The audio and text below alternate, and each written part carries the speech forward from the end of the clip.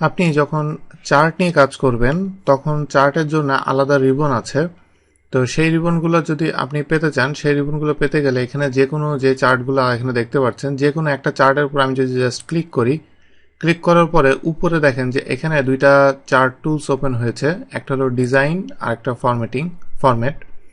তো আপনি যদি 2013 ভার্সনে কাজ না করেন, আমি এই মুহূর্তে 2013 ভার্সনে আছি, আপনি যদি 2010 ভার্সনে কাজ করেন এখানে আপনি 3টা ট্যাব পাবেন, যেখানে এখন দেখতে পাচ্ছেন 2টা ট্যাব। তো এখানে 2010-এ যেটা ছিল 3টা ট্যাব ছিল, তো একটা ছিল লেআউট, তারপর ডিজাইন এবং ফরম্যাট।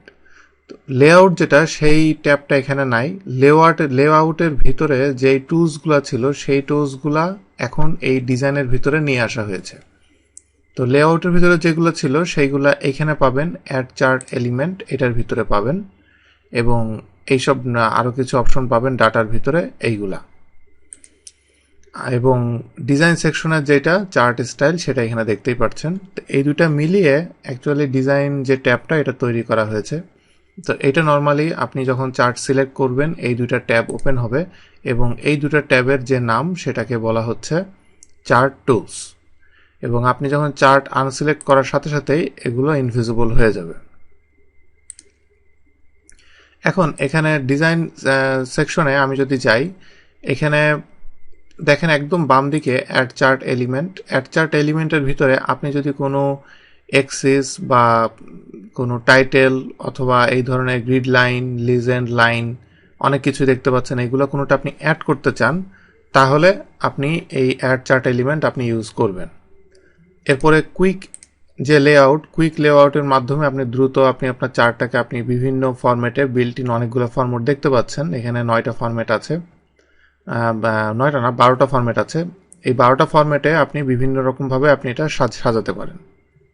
এরপরে কালার টাইপ আছে, যে কালারগুলোর মাধ্যমে আপনি যে কালার ইউজ করবেন সেই কালারগুলো এইভাবে চেঞ্জ করতে পারবেন, যেটা আপনার জন্য ফিট হয় সেটা আপনি এখানে দিতে পারবেন। এরপরে চার্ট স্টাইল যেটা, সেটা দেখে বুঝতেই পারছেন যে আপনি এখানে কি ধরনের চার্ট স্টাইল চান, সেই চার্ট স্টাইলটা এখান থেকে আপনি সিলেক্ট করে দিবেন। অনেক সুন্দর সুন্দর চার্ট স্টাইল এখানে অলরেডি বিল্ট ইন তৈরি করা আছে। এরপরে এরকম আরও কিছু অপশন আছে, এগুলো হলো সব ডিজাইন সেকশনে।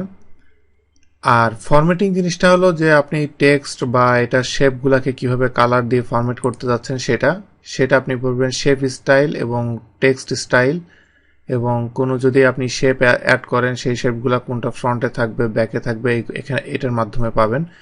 তো এই হলো চার্টের 2টা ট্যাব, এই 2টা ট্যাবের মাধ্যমে আপনি ফুল চার্টটাকে আপনি আপনার মতো করে কাস্টমাইজ করতে পারবেন।